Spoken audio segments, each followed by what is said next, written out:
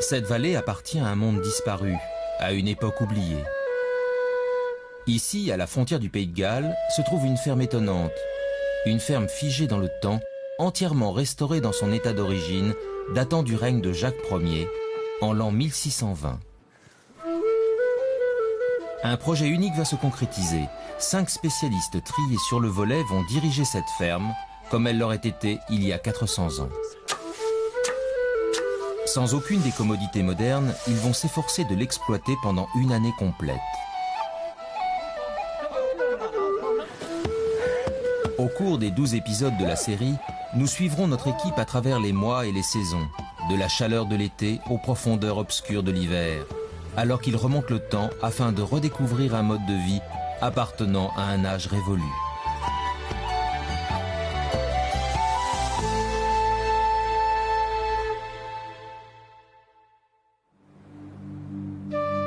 Cette ferme, située dans une vallée du Pays de Galles, était abandonnée depuis le 19e siècle.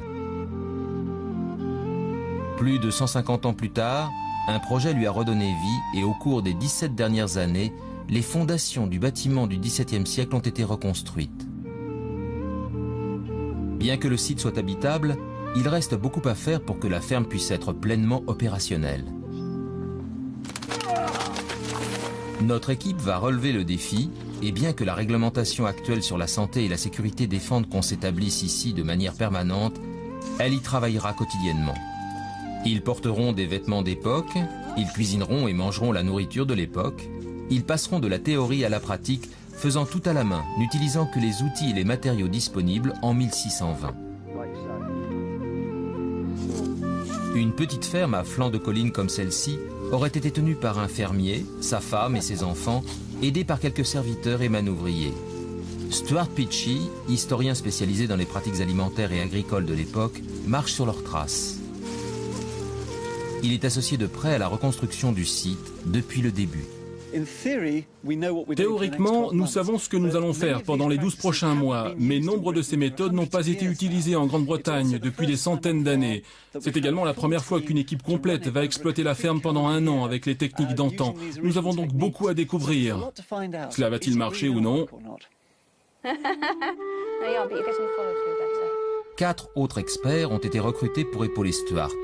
Rose Goodman, historienne, se spécialise dans les vêtements et les us et coutumes de l'époque. Elle est conseillère auprès du Globe Theatre et a été consultante pour des films comme Shakespeare in Love. J'ai accompli la plupart des tâches domestiques et sociales qui incombaient à une fermière. Ce que j'attends avec impatience, ce sont les gros travaux agricoles. Prendre soin des animaux toute l'année, la tonte des moutons, la moisson, ce que je n'ai jamais eu l'occasion de faire. Et il y a 3 jeunes archéologues. Chloé Spencer est celle qui a le plus d'expérience pratique avec les animaux. J'ai grandi dans une ferme, alors je n'ai pas peur des animaux. Je crains un peu la reproduction à l'ancienne dans une ferme du XVIIe siècle. Je ne sais pas du tout comment ils vont réagir, ni comment travailler avec eux. Ça va donc être un sacré challenge. Alex Langlands et Peter Ginn, surnommés Fonds, effectueront la plupart des gros travaux. Ce sont de vieux amis. Ils ont fouillé ensemble de nombreux sites archéologiques. J'ai hâte de me lancer dans ces grands projets agricoles. On va devoir labourer, on va devoir tondre les moutons, et à la fin de l'année, j'espère qu'on va moissonner. C'est une chose que de lire à ce sujet, c'en est une autre que d'être obligé de le faire. Depuis tout petit, j'ai toujours voulu être fermier. Alors c'est une occasion fantastique pour moi. Mais essayer de faire marcher cette ferme sans machines modernes, avec les outils de l'époque, c'est une tâche vraiment écrasante.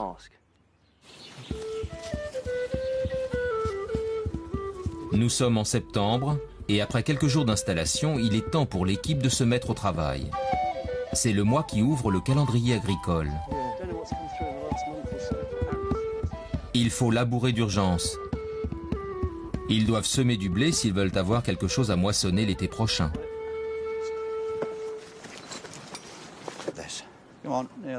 Comme d'usage dans les petites fermes de l'époque, l'attelage des bœufs Arthur et Lancelot a été mis à contribution. C'est John Johnston qui s'occupe d'eux. Dans le bon vieux temps, les bœufs étaient le pilier de nombreuses fermes. Les attelages pouvaient aller de 2 à 8 animaux. Le cheval leur faisait concurrence, mais comme on ne mangeait pas de cheval en Grande-Bretagne, alors qu'on y mange toujours du bœuf, ça faisait toute la différence sur le plan économique. Je n'ai jamais labouré. J'ai beaucoup lu sur le sujet et la charrue a le physique de l'emploi, mais j'ai vraiment hâte de voir comment ça va se passer. Tu veux de l'aide, Martin? Non, c'est fait. Comment est la charrue? Pas mal, mais reculez un peu. Voilà, parfait. Prêts, les gars? Du calme. Avancez doucement. Bien, allez, allez.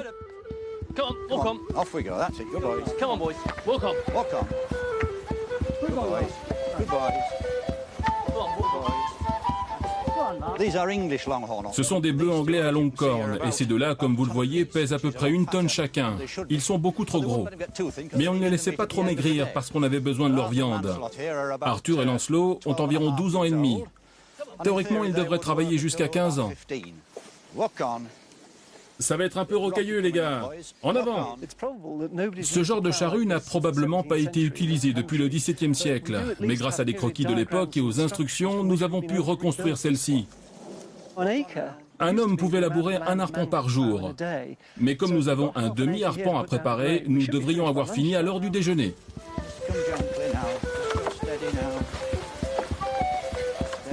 Les bœufs tirent leur charge, mais ils luttent contre la charrue. Elle bloque. Le problème, c'est que ça se prend entre les... Ça vaut le coup de sortir le coutre? Je me le demandais. Stuart, tu me donnes un maillet? Qu'est-ce qui se passe? Ça s'entasse entre le coutre et le soc. Je vais remonter le coutre. Le coutre, le fer tranchant destiné à fendre la terre, et le soc qui la sépare. Nous avons découvert que nous ramassons beaucoup de chaume entre le coutre et le soc, ce qui émousse le soc qui ne sert plus à rien. Nous allons essayer d'enlever le coutre pour voir si le soc suffit à fendre la terre.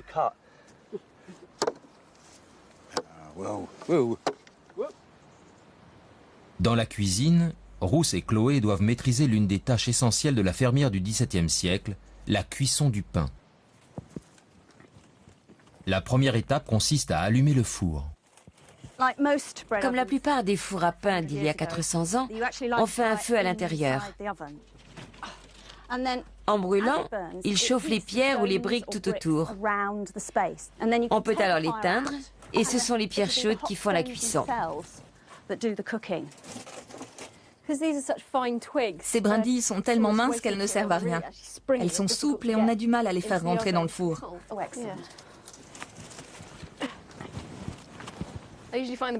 La meilleure façon d'allumer le feu, c'est de glisser une poignée de foin sous les fagots. Nous cherchons la bonne température pour le pain. Chez soi, sur son propre four, on a un cadran qu'on peut mettre à thermostat 7.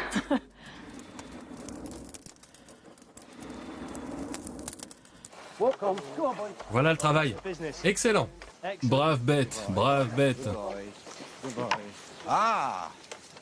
On ne ramasse plus de cochonneries, on est bon. C'était le problème. On commence enfin à entamer le sol. Ce n'est pas encore parfait, on devrait retourner une bonne motte de terre d'un côté, et pour le moment on ne trace qu'une rainure. Mais c'est un progrès. Pendant que le four chauffe, Ruth et Chloé peuvent pétrir la pâte. Dans une ferme comme celle-ci, on en faisait 2 ou 3 fois par semaine, et chaque famille avait son four à pain. Il y avait souvent un four à pain communal dans les villages. On pétrissait sa pâte et on l'apportait pour la faire cuire. Et c'est pour ça qu'on le pique, qu'on y enfonce le doigt et qu'on le marque d'un dé comme dans la comptine, pour savoir lequel est le sien. Où en es-tu? Je crois que j'ai fini. On va les laisser lever. Un torchon? Oui.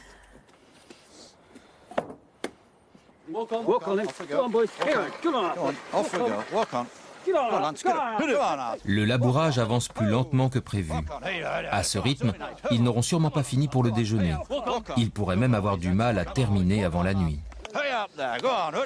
Allez, Lance, tu traînes encore. Tournez, voilà. Tu veux que je mette ça en position? Se servir d'une charrue et maintenir une ligne droite demande de la technique. Et ils doivent être sûrs que le soc plonge profondément dans le sol. Allez, c'est ça. Allez, Lancelot. Allez, les gars. Je fais du surf sur la charrue pour l'alourdir. Le soc n'arrêtait pas de sortir, mais maintenant que nous nous sommes mis à deux pour peser dessus, il mord bien et nous faisons de beaux sillons bien profonds. On dirait qu'ils ont été labourés par des machines modernes. En avant. Allez, Lancelot. Brave bête. On va tourner. Oui, attention. Tu t'es écarté? Oui. Le four à pain est à la bonne température. Rousse et Chloé doivent sortir les braises. Pas de temps à perdre. Il faut enfourner le pain et poser les portes avant de perdre trop de chaleur. Oui. On peut en mettre 3? Oui. On a fait une grosse fournée. Je pense qu'elle va nous durer au moins la moitié de la semaine.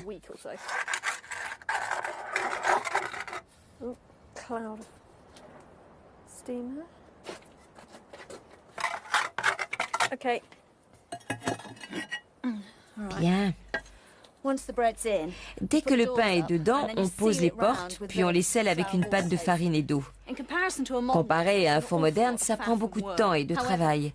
Mais les temps de cuisson sont très similaires, et une flambée donne pas mal de chaleur utile. Elle est emmagasinée dans les pierres et la température baisse graduellement. Si les plats sont préparés à l'avance et rangés dans le bon ordre, on peut faire cuire plusieurs choses avec la même flambée. Côté labourage, la journée a été épuisante mais réussie. À la fin de l'après-midi, ils ont presque fait la moitié du champ. Allez, par le travers. C'est ça. Tire-les un peu. Ça va vraiment bien maintenant. On a pris le rythme. C'est fantastique. On a une charrue faite selon les caractéristiques de l'époque. On a une race de bœufs de l'époque. Et ça marche. C'est absolument palpitant.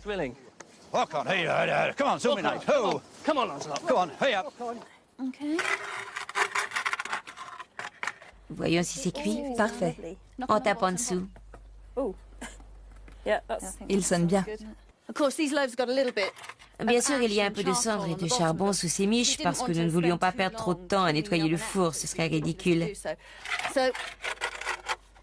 La croûte du dessous est donc toujours un peu sale. C'est pourquoi certaines personnes, dans les maisons plus chics, les tranchaient dans ce sens plutôt que dans celui-ci, de manière à obtenir une croûte du dessus et une du dessous. Évidemment, les gens chics mangeaient la croûte du dessus. C'est pour ça qu'on les appelle parfois le gratin.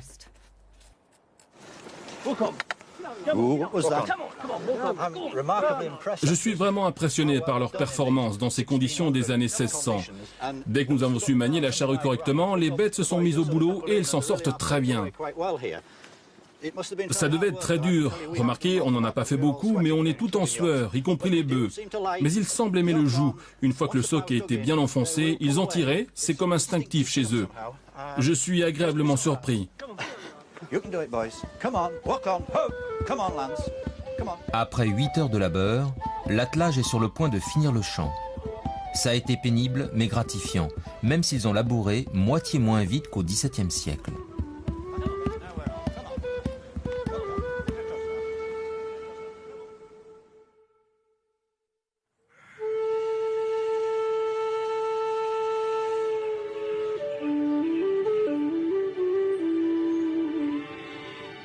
Un nouveau matin se lève sur la vallée.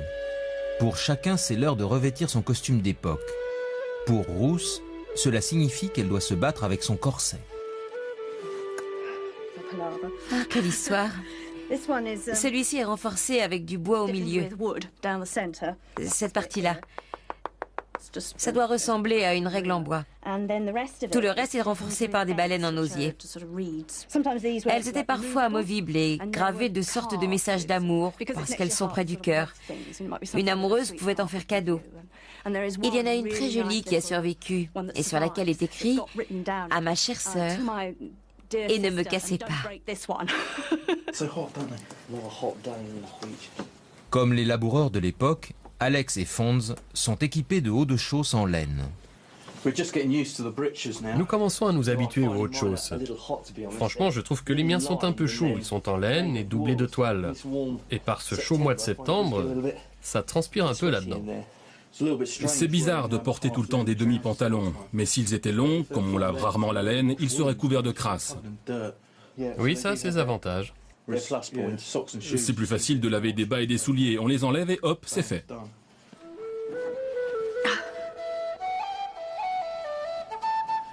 Cette chemise est en lin.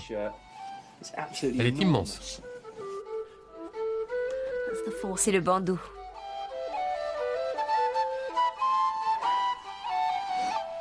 C'est le premier exercice du matin. Enfiler son pourpoint.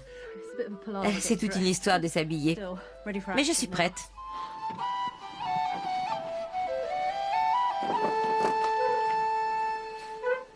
L'une des tâches quotidiennes de Chloé est de curer les porcs de race ancienne de la ferme. Salut les petits cochons. Vous êtes contents?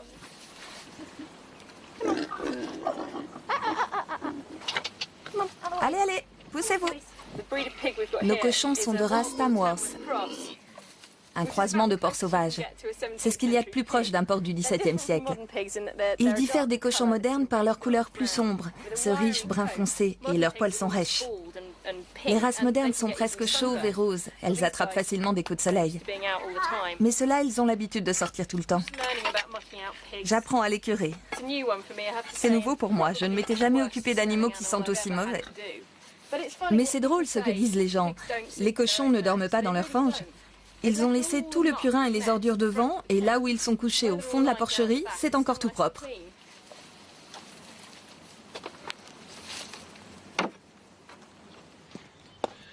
C'était en septembre qu'on rentrait la première récolte de pommes. En prévision d'une longue journée, Stuart prépare des rafraîchissements.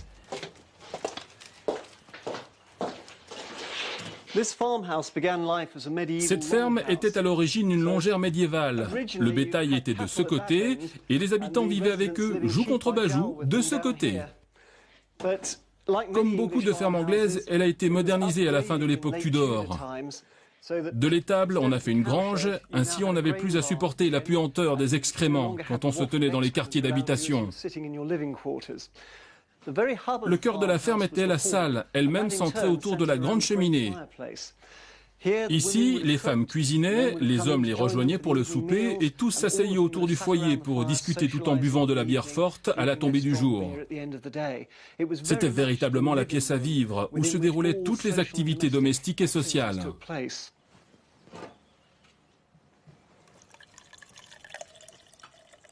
Pour aider à rentrer les pommes, Chloé va mettre à contribution le cheval de labour de la vallée. Voici Blackthorn. C'est un ancien cheval de mine. Elle n'est pas d'ici, c'est une jument fell, une race du Yorkshire. Des jambes courtes et trapues, elle est parfaite pour ce genre de travail. Arrête! Je ne la connais que depuis peu, mais je peux déjà vous dire qu'elle a un sacré caractère. Elle n'arrête pas de danser au bout de la corde. Je pense que nous allons avoir un petit problème. Non seulement ça va être la bagarre pour la remettre en forme, mais aussi pour la faire travailler avec les bœufs.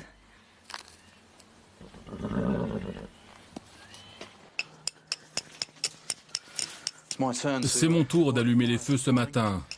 Malheureusement, il ne s'agit pas simplement de tourner un bouton ou même de craquer une allumette.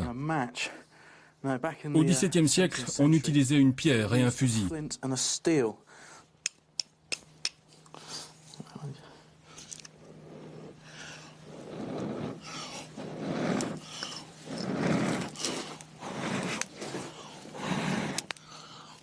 Ce n'est pas toujours très rapide. Mais heureusement pour moi, ce matin, ça va être relativement facile. En fait, ça ressemble beaucoup aux briquets modernes. Les briquets modernes ont une pierre ainsi qu'un fusil. On fait rouler la pierre contre le fusil. Ici, à la place de gaz, il y a un peu d'amadou, fait de lin brûlé, qui va enflammer la paille. Et j'espère que le fagot va prendre. Et voilà un feu. Excellent.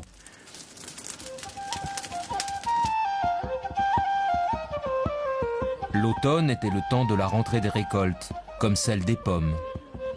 On les entreposait soigneusement car elles fournissaient une source de nourriture pour l'hiver à venir. On voit qu'elles sont mûres, d'abord parce que sur cet arbre, certaines sont déjà gâtées. C'est une caractéristique de la calvile aromatique.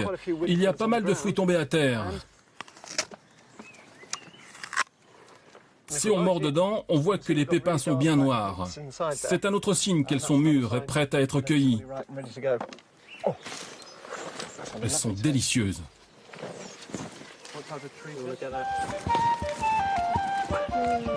Même avec l'aide de Blackthorn, il faudra plusieurs voyages pour rentrer toutes les pommes du verger.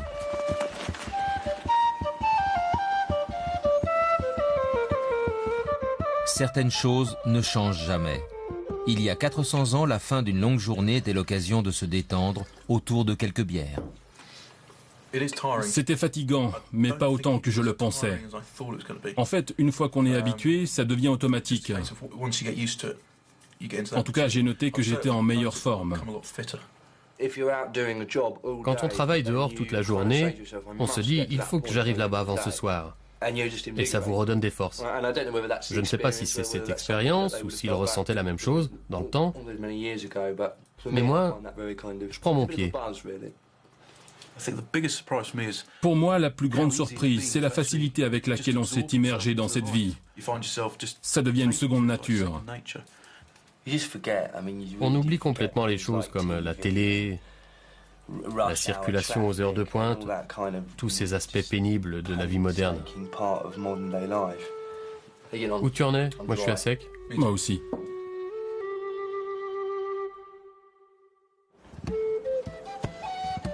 Cette nouvelle journée va permettre à Alex et Stuart de commencer à semer du blé dans le champ fraîchement retourné. C'est leur céréale principale. Ils doivent s'assurer qu'elle s'est bien implantée avant les gelées hivernales. Nous semons le grain à la volée. On le lance avec des gestes réguliers à travers champs. Le talent du fermier est d'obtenir une couverture uniforme. Sinon, on perd beaucoup de semences. William Fitzherbert, qui a écrit un manuel d'agriculture au XVIIe siècle, a décrit les semis à la volée. Il faut mettre le pied gauche en avant et semer avec la main droite, puis le pied droit en avant et semer avec la main gauche. Mon problème, c'est que mon bras gauche ne marche pas, je laisse tout tomber par terre. Je ne peux utiliser que ma main droite. En fait, il faut un bon revers et un bon coup droit, comme au ping-pong. Et je suis connu pour être un piètre joueur.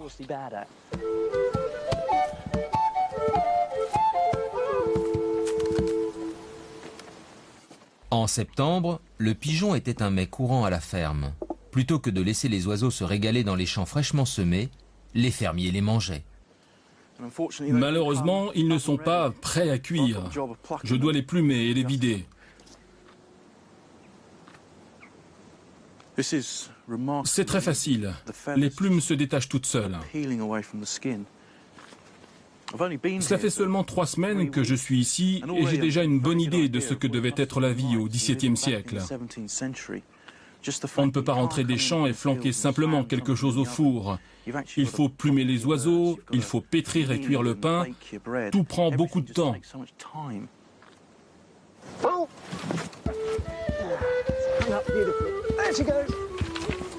À l'aide d'une branche d'aubépine, Stuart et Alex vont fabriquer une herse rustique pour enfouir le blé qu'ils viennent de semer.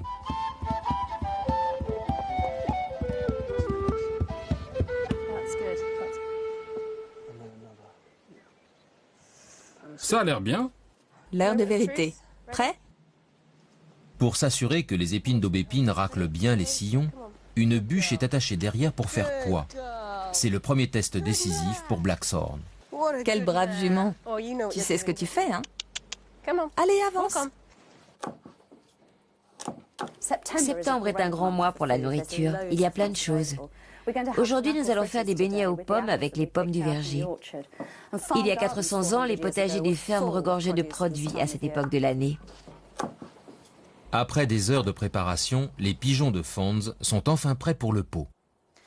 La recette que nous suivons a environ 400 ans. Elle vient d'un recueil personnel écrit à la main par une Anglaise.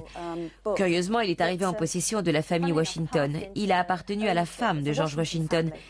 Il semble avoir été transmis par sa famille à elle plutôt que par celle de George. Pour faire des pigeons bouillis avec des boulettes. Quand vos pigeons sont bien nettoyés, faites-les bouillir à l'eau salée.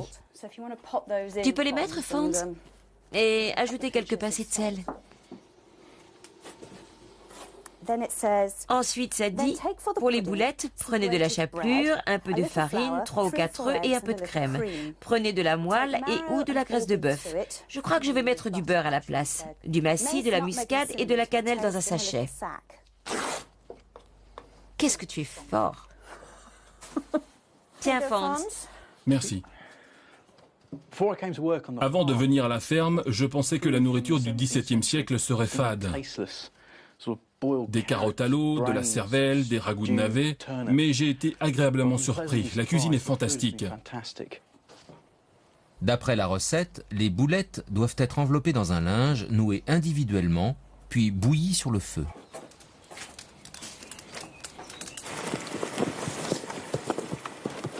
La herse rustique a été conçue d'après une illustration d'époque. Après réflexion, on aurait peut-être mieux fait de mettre une deuxième bûche à l'arrière pour aplatir le dos de la motte. Mais on balaye bien, ce qui pourrait nous permettre d'en faire plus. Le problème maintenant, c'est de faire tourner le cheval. On devrait travailler systématiquement d'un bout à l'autre du champ, mais ça viendra avec la pratique. Je n'arrive pas à la faire marcher en ligne droite. Attends, je vais t'aider. Nous faisons une autre recette de ce livre intitulée « Pour faire un ragoût de champignons ». C'est un ingrédient merveilleux et gratuit en cette saison, le champignon. Au XVIIe siècle, bien des gens s'en méfiaient. D'un autre côté, certains pensaient qu'ils étaient aphrodisiaques. Bonne fille!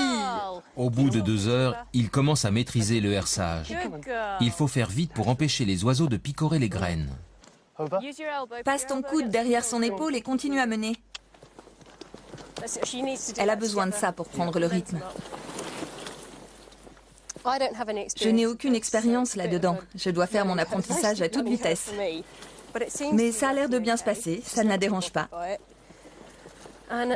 Et Alex s'en tire très bien.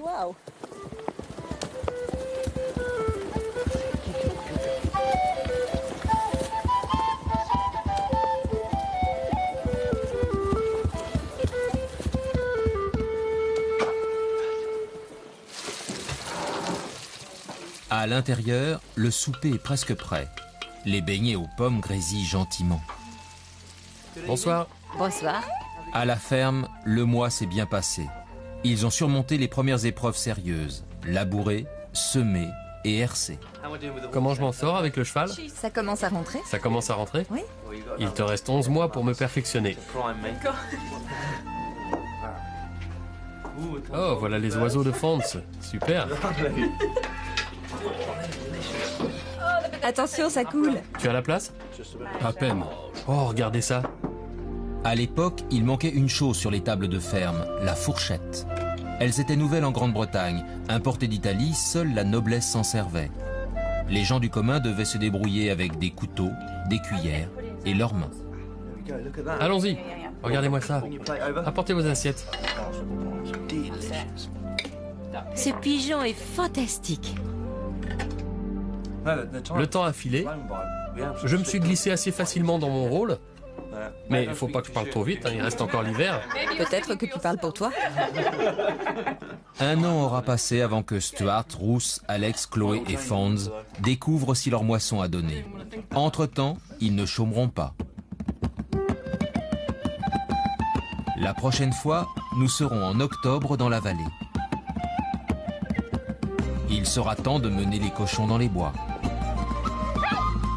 Tenez ces cochons à l'œil!